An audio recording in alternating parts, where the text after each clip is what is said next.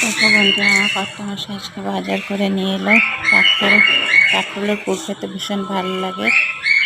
কলা এনেছে, avocado, dragon fruits, kiwi. Dragon ফ্রুটসগুলো মনে হচ্ছে লালই হবে, ভেতরে পিঙ্ক কালার হবে। ওটা খেতেই ভীষণ ভালো লাগে, খুব মিষ্টি লাগে। সাদাটা আবার অতটা মিষ্টি না, কিন্তু লালগুলো খুব মিষ্টি। দেখা যাক ভেতরে কী হয়, কাটলে বুঝতে পারবো। এটাও খুব ভালো লাগে। ড্রাগন ফ্রুটসগুলো, কিউবিগুলো একটু কাঁচা আছে, দুদিন ঘরে রাখলে পেকে যাবে। অ্যাভোকাডো খেতে আমার ভীষণ ভালো লাগে, স্যালাড করে অথবা ব্রেডের উপরে দিয়ে খেতে ভীষণ ভালো লাগে।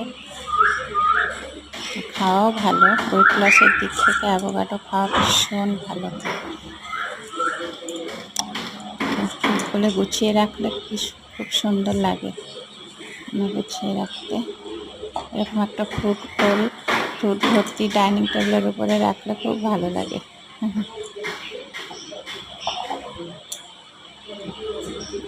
কমপ্লিট আমার ফ্রুট বোল সাজানো।